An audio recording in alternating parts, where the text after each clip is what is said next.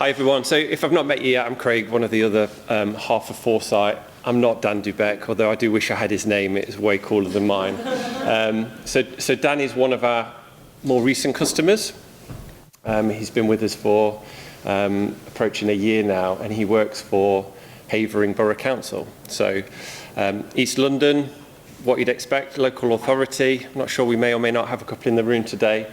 And maybe on first glance, not an organisation you might think you can relate to too much, but as I go through this, and this is very much his case study of what the first 6-7 months of his workforce planning journey with Havering's been about, I think you will be surprised at just how much you do relate to, because I think a lot of the workforce planning issues really do spread across no matter what industry, what type of organisation, what size of organisation, from startup to enterprise.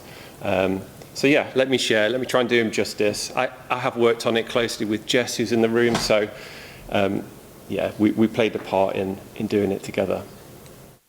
So what was their why? Why did they embark upon trying to improve workforce planning in the first place? How did we end up working together?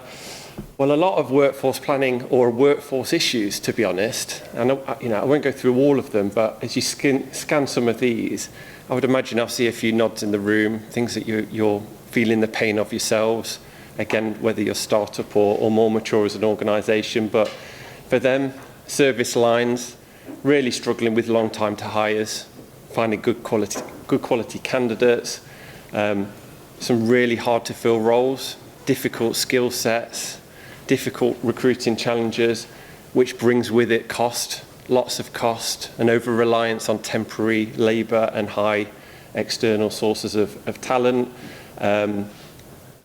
which is on the acquisition side, but then on the retention side, the bathtub was open. The talent was falling out the bottom of the plug hole. They were losing too many good people, and with that loss, they were losing experience and they were losing knowledge. I had a conversation with Daniel at the beginning, just before we all started, about knowledge transfer. Knowledge transfer and knowledge transfer risk, and it's something we haven't really touched upon yet today, but that's a big part of workforce planning for us as well. It's not just losing the role, it's losing the built-up knowledge that person potentially is going to walk out of your organisation with, and not knowing in enough time how you're going to mitigate that. When that person goes, how are you going to hold on to that knowledge or not, as the case may be? So, as I say, this is their why. This is what they were trying to, or are still trying to improve upon with us. And like all of us, their systems weren't great. The HR systems, various other people's systems and processes to inform what was going on and what wasn't. So this is their starting point.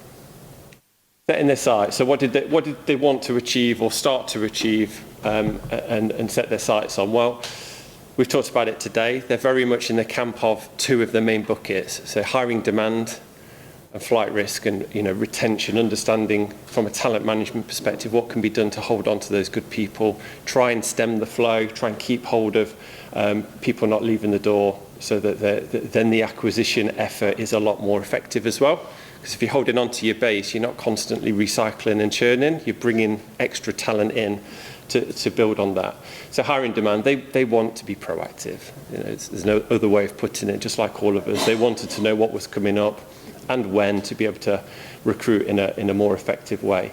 From a talent management perspective, it's business risks, organisational risk, like all of us. They want to reduce that. They want to get on the front foot, particularly around knowledge transfer, particularly around people leaving that organisation, sometimes through retirement and sometimes just through moving on, to not leave them with big knowledge gaping black holes. Retention and engagement, exactly the same. Can they mitigate some of these unwanted and regrettable leavers? How? Knowledge is power, right? So just getting on the front foot and understanding them is the starting point. And then there's a perception with some of their teams that came about from their staff surveys that there wasn't the progression opportunities that they needed. So they were reaching a point where they were ready maybe for the next stage, the next rung, the next development opportunity. They didn't think it existed within Havering. Not necessarily true, but that was the perception, which was then leading to external attrition and loss of some of that talent. So from a personal development perspective, How do they understand what people are wanting, needing, so that they can fill the gaps in? So we're working with them, work through their initial process, their question set, if you like, their conversation with their managers. As you've learned from us this morning, our approach is very much about going to managers and building from the bottom up. So their conversation is based around knowledge risk, retention risk, and hiring demand. And they went out to their managers and they asked these questions in their conversation. And what we've got on screen at the moment is that snapshot of their first cycle, the first conversation, the first ask, if you like. 302 managers took part, which is 65% of those that were asked. We've not talked about adoption yet. You don't get 100%. It doesn't happen straight away. Not everybody's going to immediately be on the right train, but it is normally 50% plus on your first go, and it will build. However you choose to do it, it will build over time, and we'll talk about what we can keep doing to improve that in a moment. But 302 managers took part. This is compared to 0 6 months ago, so it's a huge step forward, huge amount of data, and for those managers that did take part, because of how we built that conversation for them, it took them less than 10 minutes of their time. So unbeknownst to most of those managers, they've taken part in a workforce planning exercise. They've created a workforce plan for their own immediate team, and it's taken them less than 10 minutes as an average. Some way less than that, some a couple of minutes more. But it's not onerous, that's the point. And that's really key to what we designed for Havering, keeping it simple, straightforward, and child's play to take part. But the data was phenomenal. Not unusual for what we see with customers in the first go, but phenomenal for them. Those 302 managers told Dan and his team about nearly 170 future roles. So these aren't in the recruitment system. These aren't lodged. This is from the minds of managers for various different reasons that we'll look at in a minute. But 170 future recs. Now that is a line of sight they could have only dreamt of before they started trying to workforce plan better. Beneath that, retention, 88 flight risks. 88 from 300 managers. That's a really high proportion, but it's not unusual. What we see with organisations of all types. The cost thing we'll come on to in a minute, but there's an opportunity against those 88, which we'll talk about. Knowledge transfer. Daniel, the knowledge transfer bit, 63 knowledge transfer risks unearthed from those 300 managers. So that's an immediate spotlight, laser-like spotlight on where have we got problems if these people do leave, and what will it mean organisationally. They did ask about succession, 77 succession risks identified on the first bat. And then this one kind of surprised us all. 154, or over half of their managers that took part, openly said that they felt they're ready for a move inside the next 12 months. That surprised them. It's one of the highest we've seen, but it's not an unusual figure. It's quite often a third or more. But half of the managers said they're ready for a move in the next 12 months. Now, they are flight risks. They're a ticking time bomb from a flight risk perspective, because if you correlate that to a perception of not enough development opportunity, there's 154 potential leavers inside 12 months. So a big focus for the team from this result package. And then at the bottom, 103 hard to fill roles.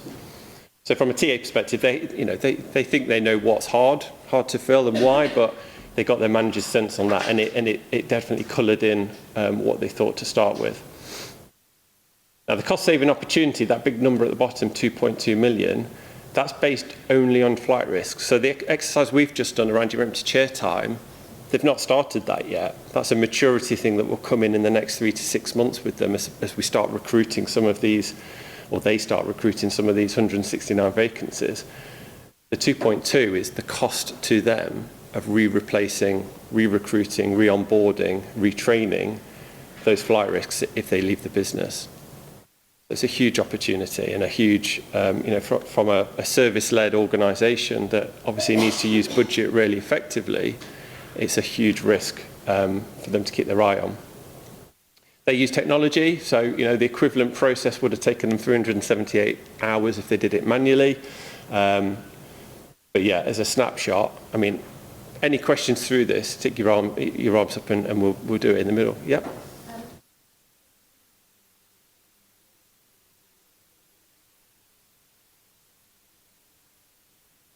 Yep. And so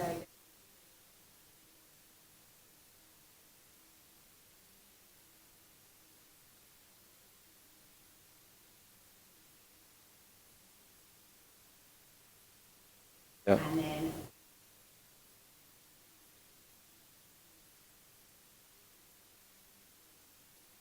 Yeah. the wish. Yeah, great question. Danny gets asked it a lot on demos and conversations early doors with potential customers. You know, how do you guard against a wish list? And do you know what we say? It's coming anyway.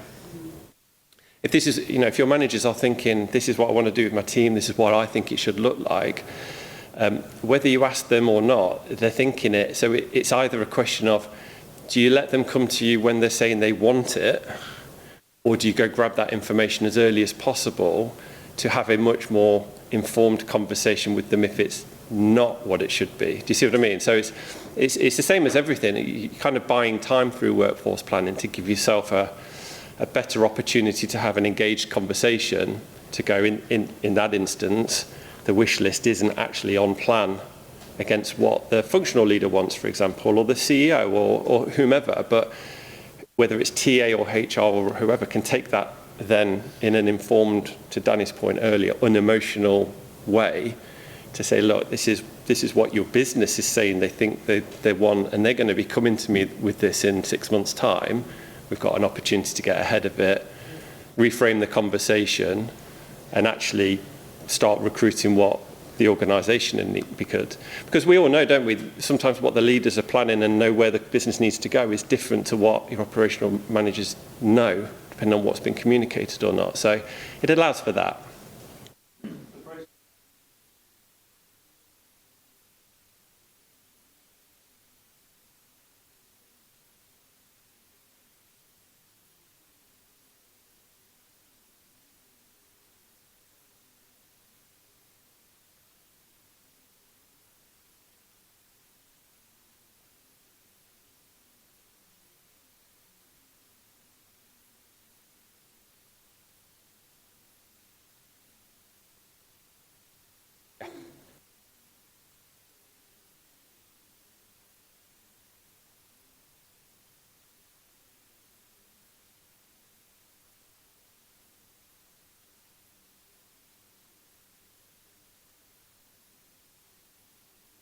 Yeah. And then there's a problem that occurs. Yeah. How do you?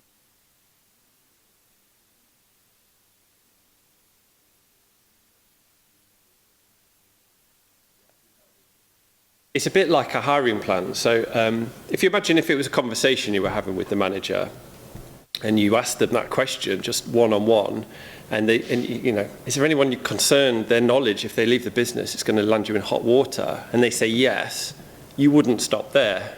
If it was one-on-one, you would say, well, okay, tell me about it. What is it? Well, it's Sally. She's a senior architect. She knows this about this, and to be honest, nobody else in the organisation knows it. I don't know. We'd be stuck. That's what we do. We do it technologically because we can't have 1,000 conversations or whatever, but it's the extra level of detail that provides the intelligence, really. So all of this is a summary, right? But behind each one of these numbers sits a lot more information that gives you that, it colours in the picture. So those 63 risks, Dan at Havering knows, or which managers have said them, what the risk is, what level of risk they think that poses to the organisation, and on what time frame they think it would take for somebody to fill in the blanks to mitigate the risk, whether it's a retraining or a knowledge or whatever.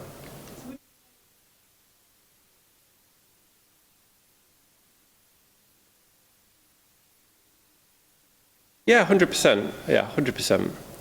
100%. It plays into an inventory or a capability model or something like that as an aside as you kind of mature over time, definitely. But yeah, so does that answer your question? Just coming back to the. Yes. Yeah, perfect. So a bit of a deep dive on recruitment. And again, remember, behind, these are just the visuals. Behind this is line by line by line by line. But the 169 future recruitment roles they got on their demand plan, the average lead time on them was 100 days. So, I mean, it's a lovely round number how it worked out, but it was 100 days. That goes up with time. You'll find this if you get into this. Your maturity will start, the first few times you do it, it flushes out a lot of quite short-term demand. But once that's flushed out, and you keep asking the same questions and you keep updating your information, your lead time starts to prolong. You maybe don't get as many future, your demand plan comes down in number a bit, but the lead time goes up. But as a starting point, Dan and his team have got on average 100 days for those 169 requisitions, right? Some of them are obviously in excess of that. You can see the time profile below on the line chart, so you can see there's a couple of bigger spikes in the next 3 months or so, and then some smaller ones, and it levels out. There's a couple, really far into next year.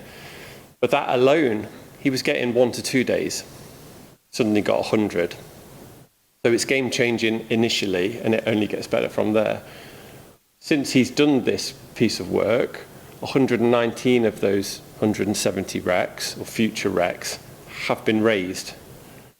So they're in the workflow earlier, far earlier than they were before. So they're being worked. They go into market. They're thinking about how they're going to fulfill them, whether they're perm, interim contract, and so on and so forth. But they've grabbed as many of those 100 days of heads-up time, as you like, as possible to be able to start working through that recruitment process nice and early. As an example, we can also see the reasons for those recs. Future recs. So as a profile, it's quite nicely split actually for Havering, but growth, you might not necessarily think it for a local authority, but growth is number one, resignation, entry talent, you can see the point. But the reasons for the demand is really key as well. I think we had a question about internal mobility, didn't we? So we can see, where's that? One of the lower ones, but those are conversations maybe that you want to spark a lot earlier because of that cascade effect we talked about. Retention-wise, so the other big bucket that they wanted to start with, turn the tap off, try and improve the sustainability of the baseline. 88 initial flight risks identified. Scaringly, 71 of them deemed high performers. We had a little conversation on my table about the cost of replacement of flight risks, but also flight risks aren't all equal. You don't necessarily want to retain a flight risk just because they're a flight risk. So that's important information to understand when you're going through this exercise. But Havering really wanted to know, is this flight risk a performer, in your opinion, Mr. or Mrs. Manager? And in 71 of the 88, high performer was what came back. So you start thinking about some targeted actions off the back of this initial data set. Can't do everything straight away, but there's some clear direction, isn't there? Well, of those 88, the first conversations that need to be had are about these 71 that we're saying are high performers in this organisation. Oh, sorry, yeah.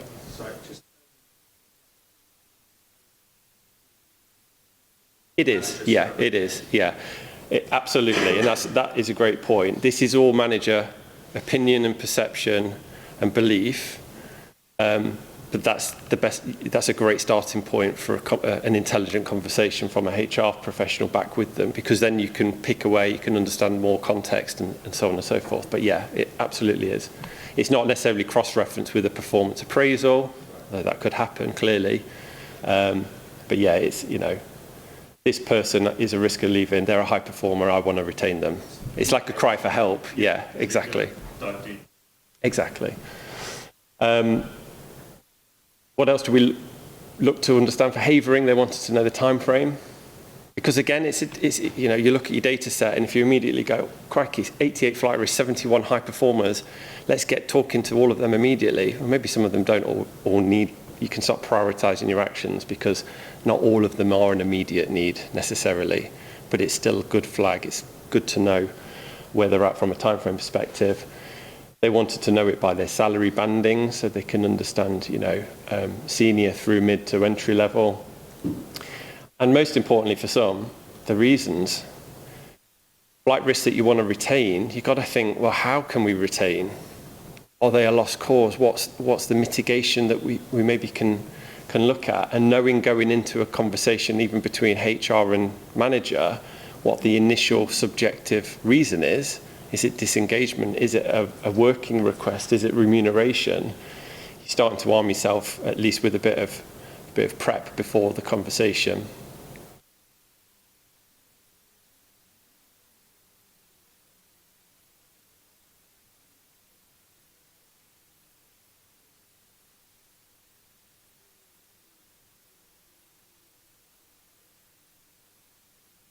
Yeah, in conjunction with some of the others.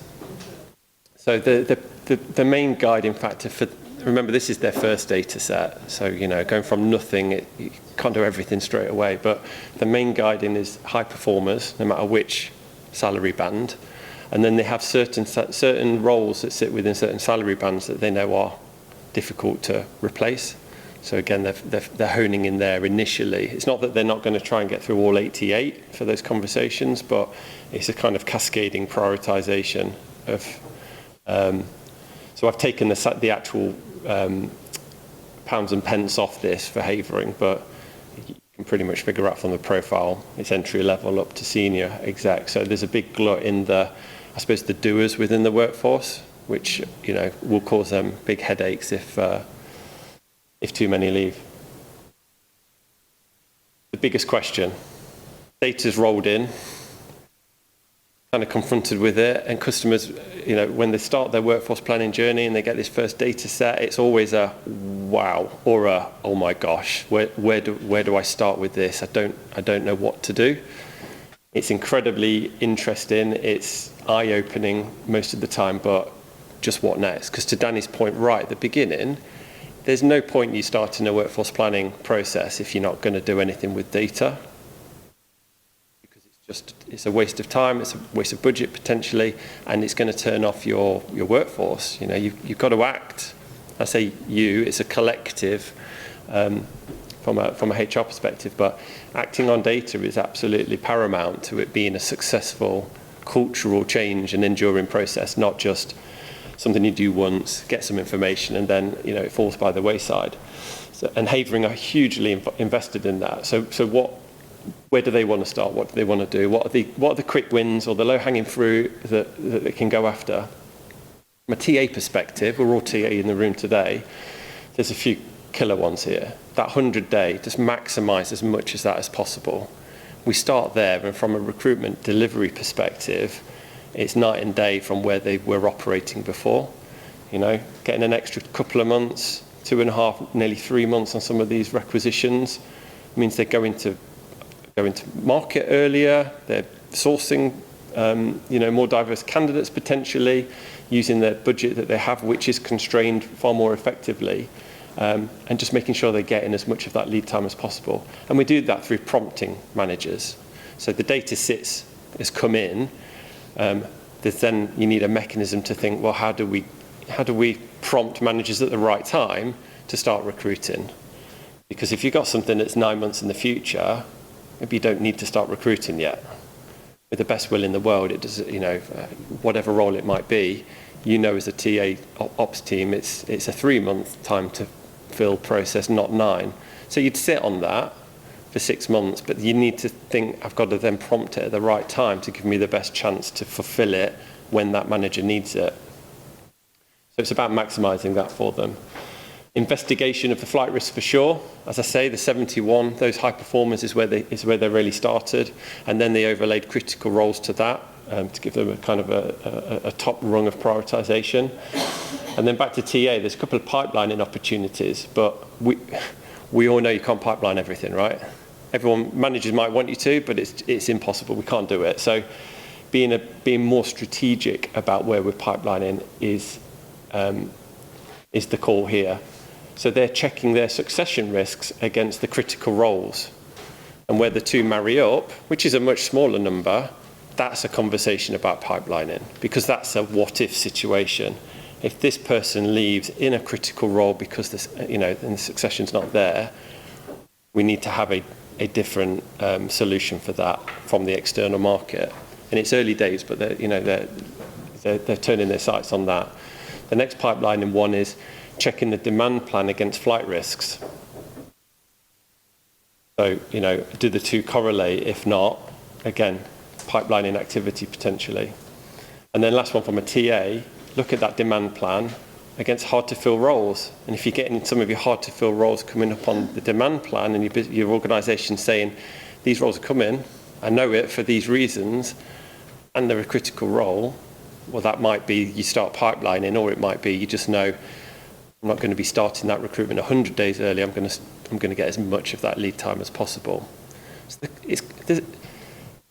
surely agree, there's a lot of common sense here, but the common sense can only be put into effect if you've got the data to work with it. So what's next, for Havering at least? Well, they're going to be renewing their data soon. So that first data set was groundbreaking for them, and it's given them a lot to do, and they've done a lot with it in a couple of months.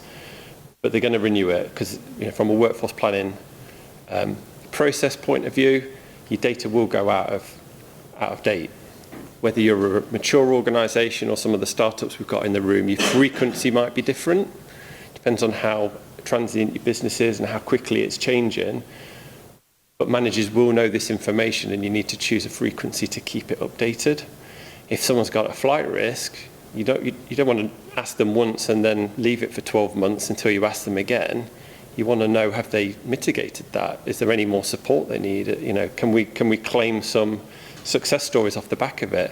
If it's hiring demand that's in 9 months' time, you're not going to sit on it for 9 months. You're going to re-ask maybe 3 months later, do you still need that role for the same reason, or if something changed? So your demand plan will update and change again. They are absolutely going to work with us to start looking at some success stories, because we got the 64% adoption, which was a great start, but we want them to get to 90% plus. That's the aim over a year to 18 months. And one of the best ways to do that is human stories. It's making it really relevant for the manager. Why should I use 8 minutes of my time? I'm busy already to do this. I did it 3 months ago. Why should I do it again? Well, let me tell you, because this is what we've done with the data. And your colleague over here has this great success story, which could be you. Or if you didn't do it last time, have a read about this great thing your colleagues have been doing that could be you. It's all FOMO and, comparing and contrasting, but it really does work. Recruitment-wise, they're tracking those recs, so those future recs that have now been created, they obviously need to go through a recruiting process. So they're in play at the moment, they're being recruited. But as they hit their fulfillment and start dates are sorted and candidates come into the organisation, that will all be tracked, so that Dan and his team can start building up a profile of what it was like versus what it is like going forward. How well are they delivering that talent according to when the manager requested it? So how's that empty chair time profile reducing? What does that mean commercially? We did our calculations a few minutes ago. So you take the numbers and you can start to build up an actual cost realisation from improved TA performance. Management support. So if you think of things like flight risks, it's not necessarily just about knowing what they are. Sometimes it's about giving managers support. It could be a document, could be guidance, could be a person to call or a link on an intranet, whatever it might be. Everybody's slightly different, but for things like knowledge transfer, maybe they get sent something that helps them think about some stuff about how do I mitigate this. As an organisation, Havering are going, you told us about this risk, fantastic. Here's something to read in the meantime before someone's in touch with you to discuss it further, for example. And they do that with a few things. They could potentially do it with a few more. And then finally, when those commercial benefits start to manifest, there's an internal sharing piece, which Dan is, all too keen to do. Of course he is. As this starts to work for them and his hard work and his team's hard work is paying off, and they're seeing some empty chair time improvements, and they're seeing some mitigations of flight risk that mean that there's a cost avoidance of not rehiring all these people, he's going to be sharing that with C-suite 100%, because it's a different framed conversation about the impact talent acquisition at Havering is having on that organisation. It's not a conversation about, you know, our time to hire has gone down 0.6 days, or our cost per hire has gone up by £200, which we all have to have. It's actually about, you know, we are making this improvement to our organisation productivity, and this is the pounds and pence or dollars and cents, facts and figures behind it. Any questions on any of that? All good? No. Give you a round of applause. Thank you very much.